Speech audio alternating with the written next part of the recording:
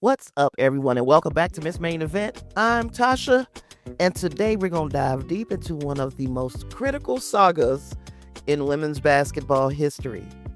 That is the WNBA's ongoing collective bargaining agreement negotiations. So whether you're a diehard fan who never misses a game or someone who is just hearing about this league and its negotiating process, this episode is for you. We're going to break down everything that's happening right now, explain what it all means, and talk through what we think comes next based on the facts as we know them right now. Now, before we get into the nitty-gritty, let me tell you the headline. As of this recording, on December 3rd, 2025, the WNBA and its players union are still in the middle of intense negotiations to hammer out a new contract. And that new contract is going to determine how the league operates for the next several years. So the stakes couldn't be higher. We're talking about player salaries, how revenue gets shared, working conditions, and honestly, the future viability of a league that's experiencing unprecedented growth. So buckle up. We're going to walk through what a CBA actually is, why these negotiations are happening right now, and what both sides want, where things stand today, and most importantly, what we think is going to happen next. Let's start with the fundamentals. If you're not familiar with sports labor negotiations, the term CBA might just sound like alphabet soup to you. But CBA stands for Collective Bargaining Agreement, and it's essentially the contract between a professional sports league and its players union that governs pretty much everything about how that league operates. So think of it as more of a rule book for the business side of basketball. A CBA covers things like how much money can players make, what's the minimum salary, what's the maximum for that matter, and how does free agency work? What benefits will players get, like healthcare, retirement, maternity leave? What are the rules around trades and player movement? And crucially for these negotiations, how do players share in the league's revenue and any financial success? So in the WNBA's case, the current CBA was signed way back in January 2020, and it was considered a major win for players at the time. It significantly increased salaries. It provided fully paid maternity leave. That was a first for any women's professional sports in the United States. And it also included benefits for family planning, like egg freezing, fertility treatments, adoption, surrogacy. It also established something that seemed really common sense to me, but they had to negotiate for it. 2-bedroom apartments for players with children and childcare stipends. I'm like, there have been so many mothers that passed through the league. I thought it would be common sense that their accommodations would have to improve as they expanded their families, but they negotiated for that. But here's the thing. That agreement was negotiated before the WNBA's recent explosion in popularity. So the 2020 CBA was designed to run through the 2027 season, but it included an opt-out clause that either side could trigger by November 1st, 2024. And that's exactly what the players did. On October 21st, 2024, literally the day after the WNBA finals ended, the players union officially called the league and announced that they were opting out of the current collective bargaining agreement. So this moved the expiration date up from 2027 to October 31st, 2025, giving both sides roughly 1 year to negotiate a new deal. So why did the players do this? Well, to put it simply, the world changed dramatically between 2020 and 2024. When the current CBA was signed, the league was coming off of a bubble season played during COVID-19. Revenue projections were not certain, and frankly, nobody could have predicted what was about to happen to women's basketball. Fast forward to 2024 and 2025, and the WNBA is absolutely exploding. The arrival of generational talents like Caitlin Clark and Angel Reese drove viewership to levels the league had never, ever seen. For instance, Caitlin Clark's regular season debut averaged 2.12 million viewers. That is the most watched WNBA game in 23 years. Attendance skyrocketed across the league. Most importantly, the league secured this massive new media rights deal. So starting in 2026, the WNBA is going to receive $200 million per year from its broadcast partners. That is more than triple the previous deal, which was worth up to $60 million annually. So the league announced expansion to 15 teams in 2026. Toronto and Portland are the ones that are joining next season. Then they're going to reach 18 teams by 2030. Expansion fees. So to include these new teams in the league, the ownership will have to pay at least $250 million per team.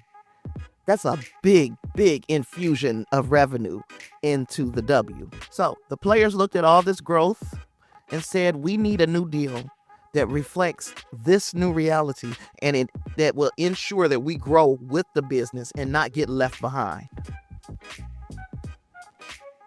So what exactly are the players asking for? I'm going to try to break down their key priorities, starting with the big one, revenue sharing. The Players Association's number 1, 2, and 3 priority, and I'm not exaggerating, is establishing a true revenue sharing model. Kelsey Plum said it best.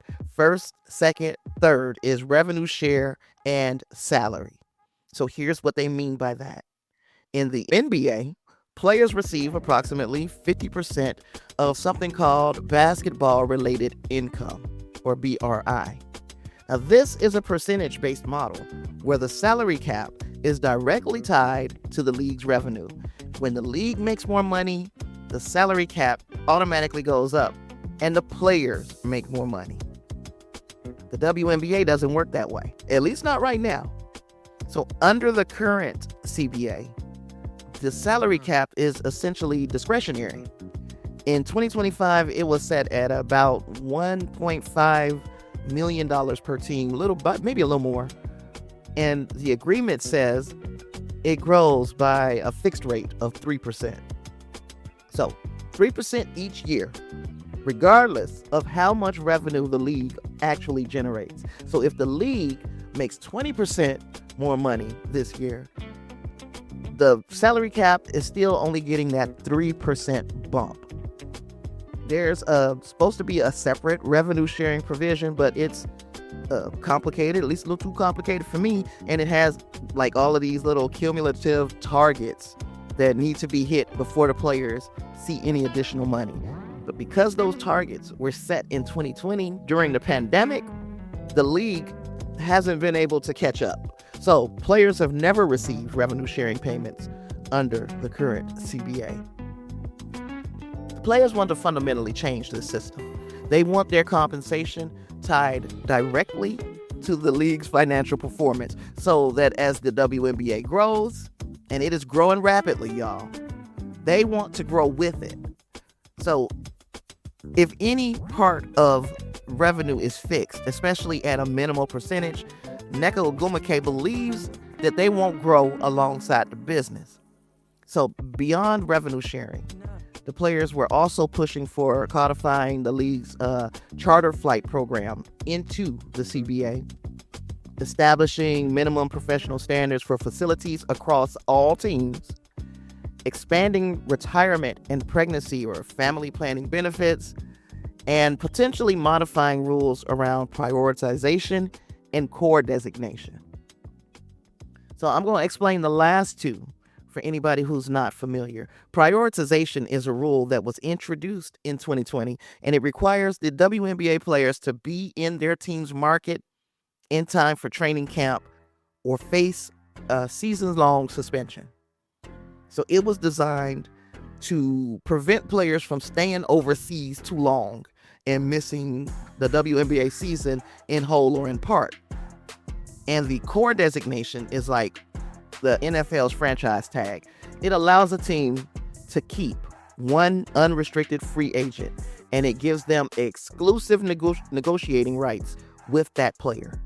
So those were two things that might have needed more explaining, and I am happy to have provided that to you. All right. So we know what the players want. Let's talk about what the WNBA has put on the table. And I have to say, on paper, the league's offers represent massive increases in player compensation. Now, the most recent proposal from the league was delivered over the weekend of November 30th. That included some eye-popping numbers. The league is proposing a maximum base salary of $1 million guaranteed, with projected revenue sharing that could push that total compensation for max players above $1.2 million in 2026.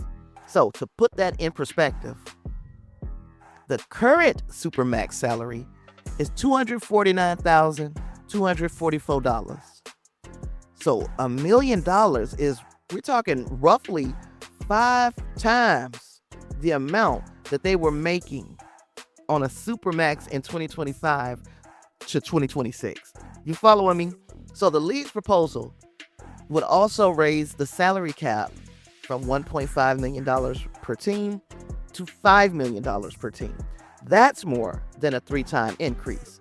And the minimum salary would jump to over $225,000.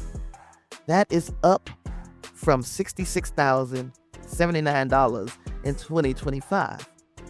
Crucially, the league says the salary cap would also be directly tied to revenue growth moving forward. All of that sounds great. Big jumps in revenue and compensation for the players, right?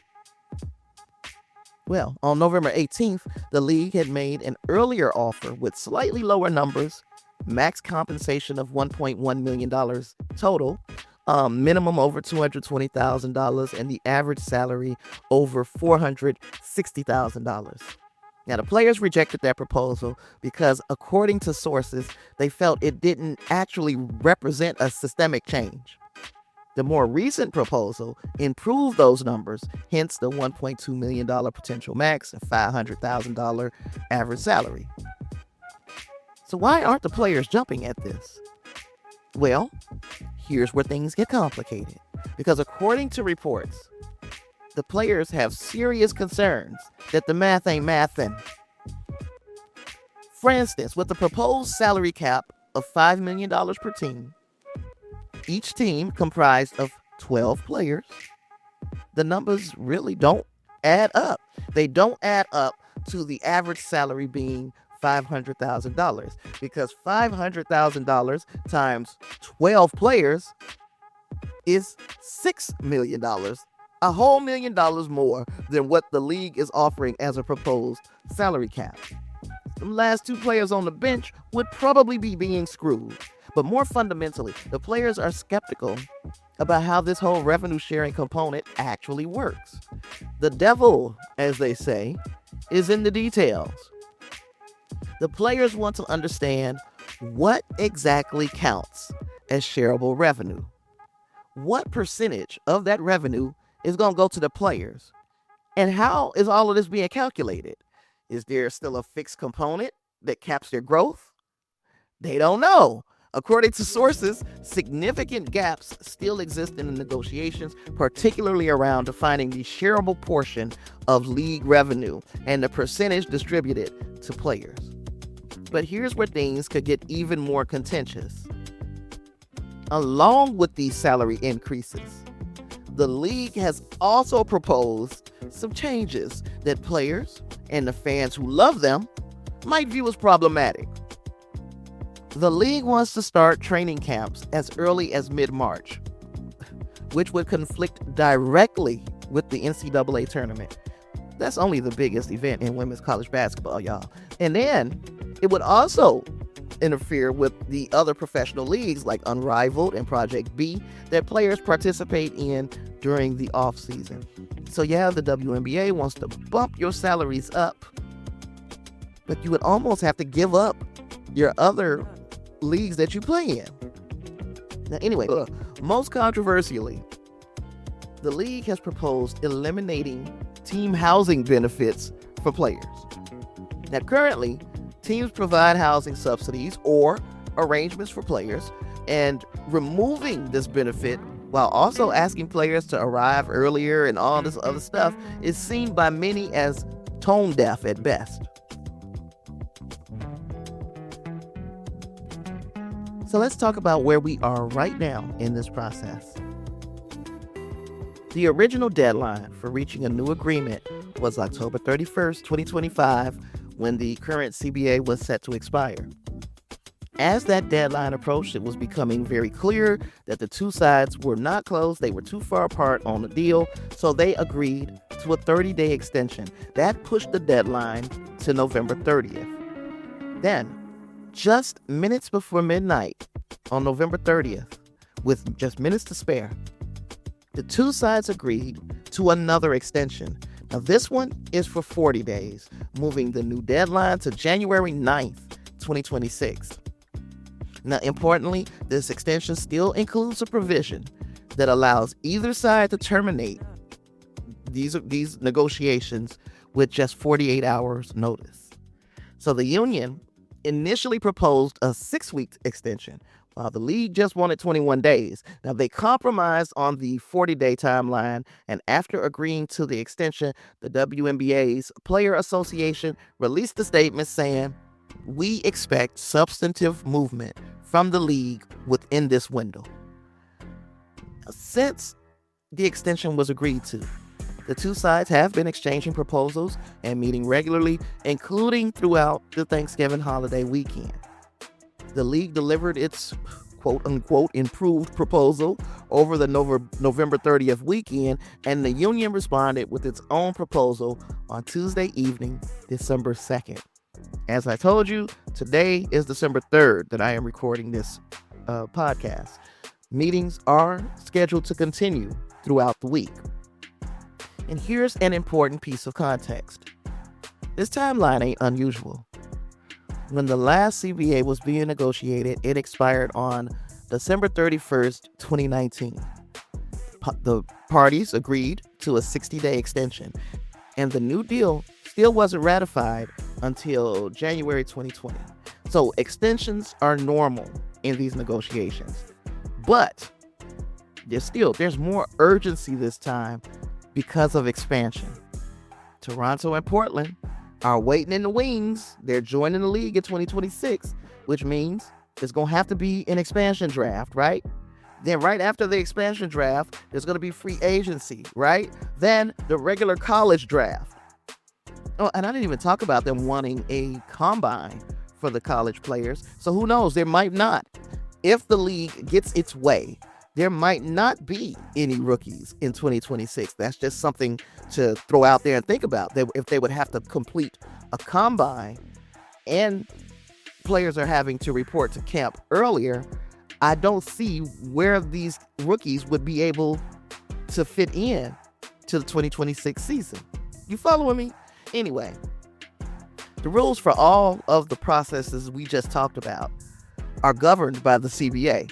So nothing can move forward until a new agreement is in place. So the league is reportedly preparing for a compressed timeline where the expansion draft, free agency, and the WNBA draft could all happen between March and April, which is incredibly tight.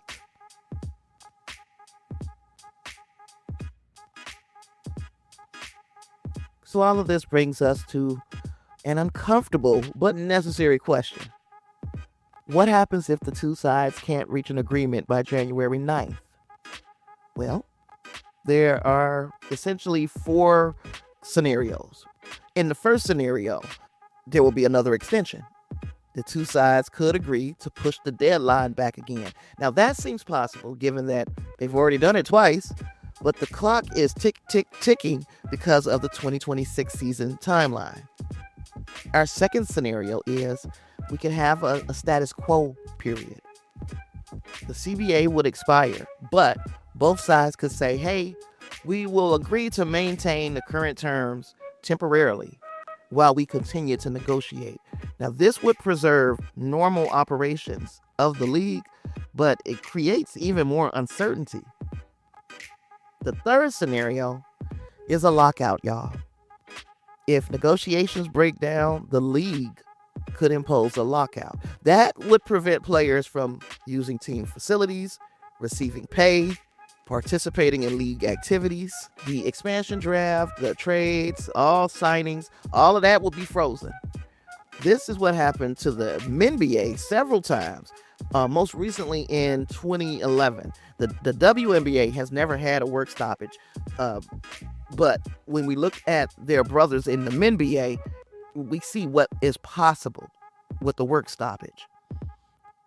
Finally, the fourth scenario is that the players could go on strike, or they could make the more dramatic step of decertifying their union, which would allow them to challenge the league's salary cap and other restrictions under antitrust laws. This is what people call the nuclear option, because it is high risk, high reward. That is what their cousins in the NFL, the NFL players did that in 2011. Ain't it amazing how both of these leagues had these kinds of agreements and talks in 2011, and both of them was like, F y'all, pay us.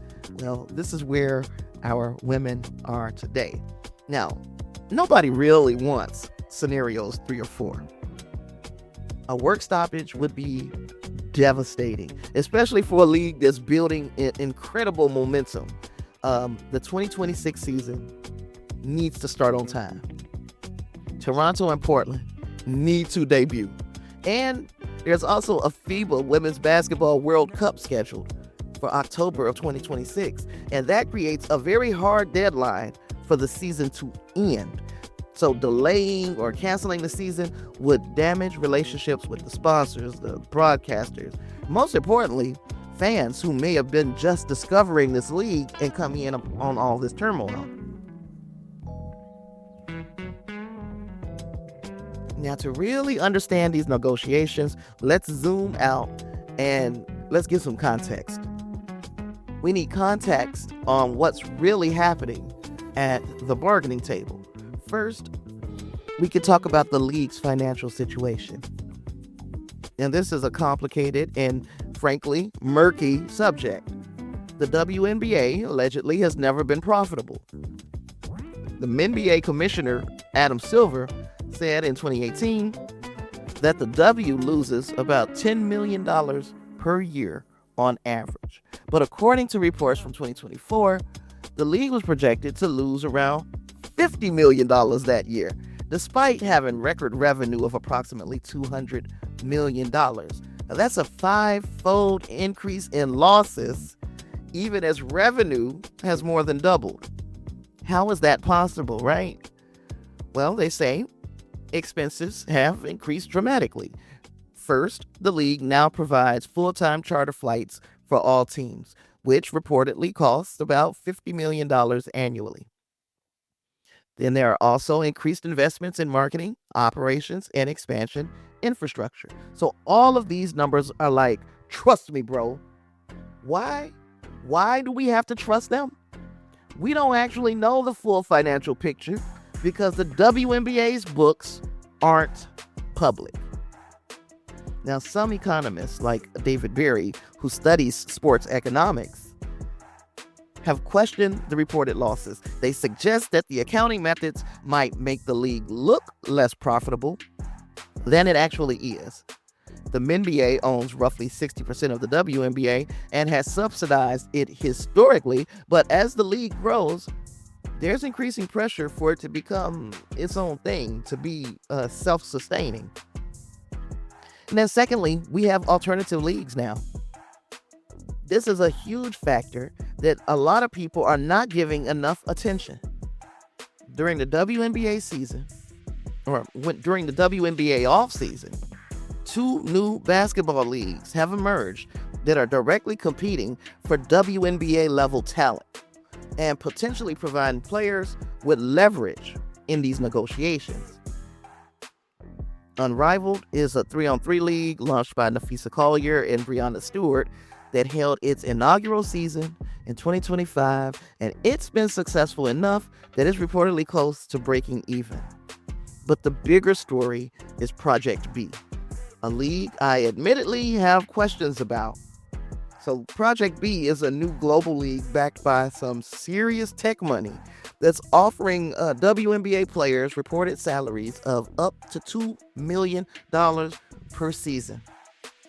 That is nearly 10 times the current WNBA max contract. Plus, they're also offering equity stakes in the league. As of late November 2025, I don't think anybody else has been announced since then, but Project B has signed some major names. Nneka Ogwumike, the WNBA Player Association president herself, has signed on to the league. Alyssa Thomas, triple-double machine, has signed on to the league. Jonquel Jones, Jewel Lloyd, Kelsey Mitchell, Sophie Cunningham, Camila Cardoso, and others have signed on to Project B. So think about that for a second. The president of the Players Union, who is leading CBA negotiations, has signed with a competing league that's offering dramatically higher salaries. That sends a very powerful message about what the players think they're worth and what alternatives exist if the WNBA don't get their shit together. Now, Project B is scheduled to operate during the WNBA offseason, and under the current structure of reporting, players could potentially do both. But if the WNBA gets its way with their latest proposal, there would be scheduling conflicts that would force people to choose. And the mere existence of these alternatives changes the negotiating dynamics. Okay, so I just got an unexpected visitor to my room. So if you hear my grandson moving around in the background, please excuse him. If I'm going to get this done, it's going to be with him in the room. So anyway, what was I talking about? And I think our third point is that there are tensions in leadership because WNBA Commissioner Kathy Engelbert's leadership has come under fire, particularly after Minnesota Lynx star Napheesa Collier dropped her exit interview bomb and called the WNBA's leadership the worst in the world. Now, multiple team owners have also reportedly expressed dissatisfaction with Kathy's leadership, and there's been discussion about whether she will even be around after these current negotiations are done. So, while major leadership changes are unlikely during these negotiations, the tension does create an uncomfortable backdrop for these talks. All right, I'm getting back in rhythm now. Now, we've laid out the facts. Let's talk about what we think happens next based on everything that we know. My first prediction will be that there will be a deal, and it will happen before the 2026 season starts. And here's why I think this. Both sides have way too much to lose from work stoppage. The WNBA is experiencing unprecedented growth, new media deals, expansion teams, surging popularity. Killing that momentum with a lockout or a strike would be catastrophic for everybody involved. The players know this, and the owners know this. Now, the history of the last CBA negotiation supports this prediction. In 2019-2020, the parties extended the deadline and ultimately got a deal done in January, just in time for the season. So I expect something similar to happen here. Negotiations are going to go down to the wire. Possibly, we might see another short extension beyond January 9th, but ultimately, I think both sides will compromise. Now, the second prediction is that the new CBA is going to include some form of direct revenue sharing, but it won't be a straight 50-50 BRI split like the MNBA. The players' number one priority is revenue sharing tied to league growth. And the league has already acknowledged this by proposing that the salary cap be directly tied to revenue growth. So we think that the final deal is going to include a mechanism where player compensation grows with league revenue, but it'll be probably more complex than the NBA model. Why? Because the WNBA's financial situation is really, really different from the NBA. The league is still working towards profitability, if you believe Adam Silver, and it has ownership also from outside investors who got in with certain expectations about return on their investments. Yeah, a straight 50-50 split is probably not going to be viable right now.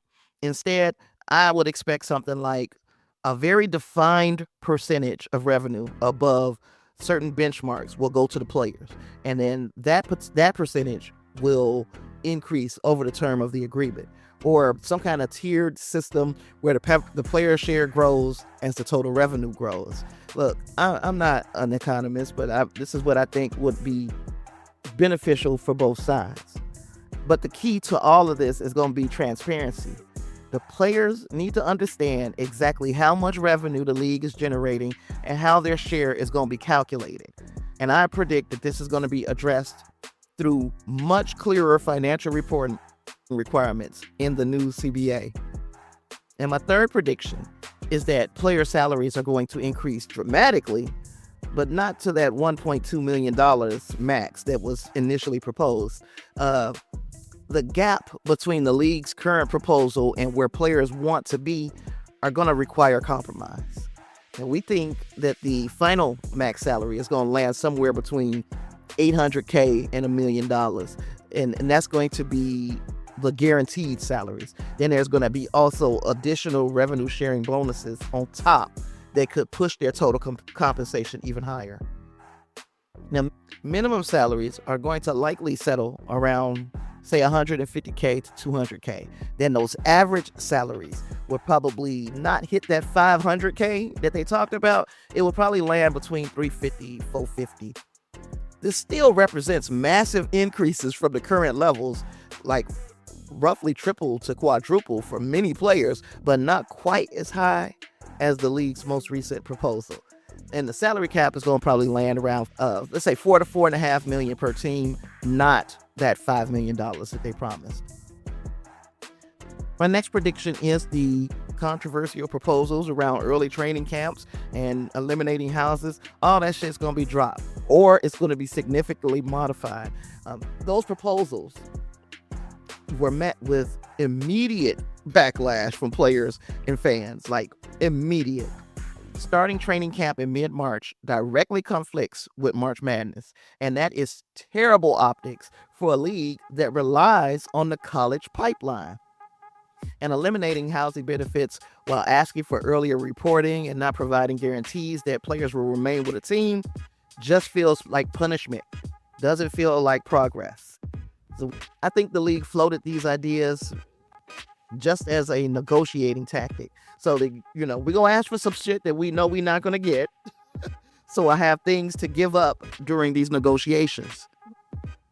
I think that training camp is going to start at its traditional late April timeframe. Maybe they'll move that up to early April at the earliest, and the housing benefits will be maintained, or they should even be improved.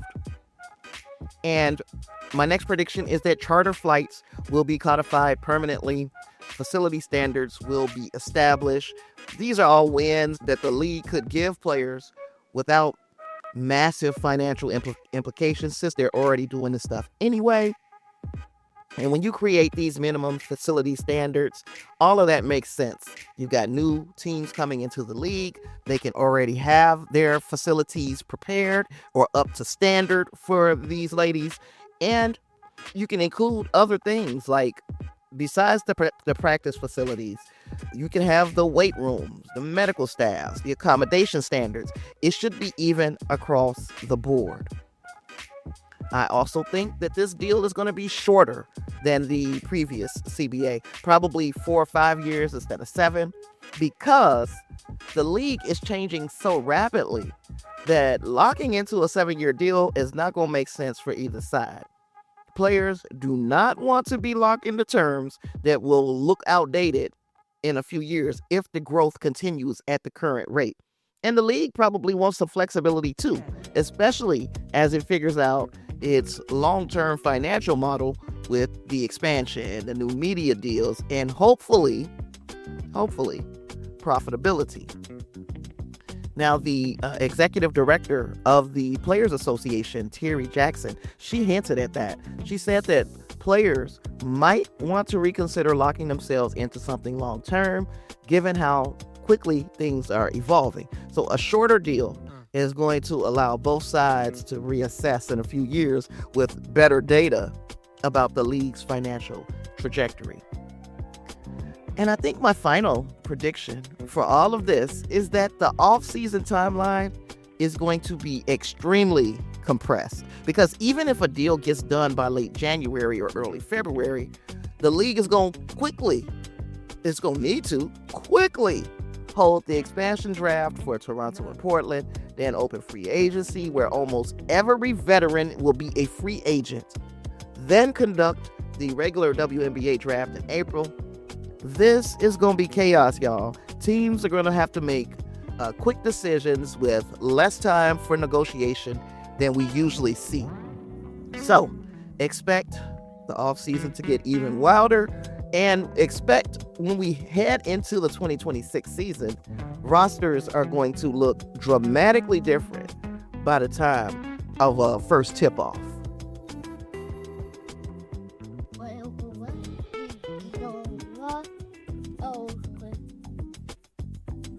Now, before I wrap things up, I do want to talk about why these negotiations matter beyond just basketball.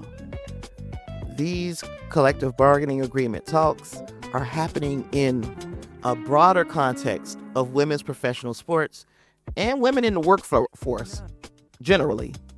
So when the 2020 CBA introduced fully paid maternity leave, comprehensive family planning benefits, increased childcare support, that was considered groundbreaking.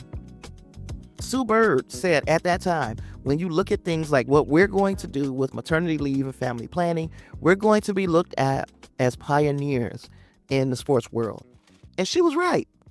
Those provisions set a new standard for how professional sports leagues and employers more broadly should support women. This new CBA has the potential to continue that leadership. So if the players successfully negotiate for true revenue sharing and compensation that grows with the business, it establishes a model that other women's leagues can follow. It proves that women athletes can claim their fair share of the value that they create. And the timing is particularly significant because we're seeing an explosion of investment in women's sports. The National Women's Soccer League recently signed a transformative CBA. New women's basketball leagues are launching with significant funding. There's a new pro baseball league for women. There is genuine economic opportunity emerging. But there's also a cautionary element. The WNBA needs to figure out its path to profitability while fairly compensating players. That balance between paying athletes what they're worth and ensuring the business is sustainable is something that male sports leagues largely solved decades ago. Women's sports are working through these growing pains and working through questions in real time under intense scrutiny. So if the WNBA gets this right, if they create a model where the league is financially viable and players share meaningfully in the success they're creating, that will be a blueprint for the next generation of women's professional sports leagues. Now, if they get it wrong, if negotiations break down into a work stoppage, or if the final deal feels unfair to one side, it's going to stall the momentum that we've been building. So that's where we are. The WNBA and the Players Association now have until January 9th, 2026 to reach a new CBA agreement. And that deadline, of course, might still be extended. We know what the players want. They want a fundamental restructuring of how compensation works. They want true revenue sharing that allows them to grow with the business. The league is offering significant salary bumps, but with mechanisms and details that remain contentious. They almost feels like a step backwards. Both sides have said they're committed to getting a transformational deal done. We think they'll get there, right? The stakes are way too high. The opportunity is far too great. And both sides ultimately want the same thing. They want a thriving, sustainable WNBA where the best women basketball players in the world are fairly compensated for the incredible product that they deliver. So the next few weeks might be crucial. Negotiations will be intense.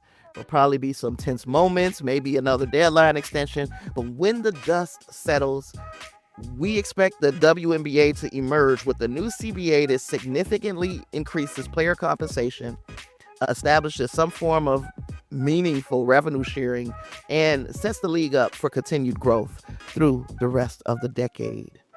What do you think? I would love to hear about it at missmaineventpod@gmail.com, or you can find me on all the social medias. Well, not all of them. Y'all know I don't fuck with X. But you can find me on Blue Sky, Threads, Instagram, Facebook at missmaineventpod. I also have a Substack. I'm going to let you guess. Yep, Miss Main Event Pod. And yeah, we're going to continue to be watching closely, and I'll try to bring any updates either on the Substack or through an episode as this situation develops. I appreciate you for listening for so long to me babble on about how important this is for women's sports, and I'll see you next time. Peace.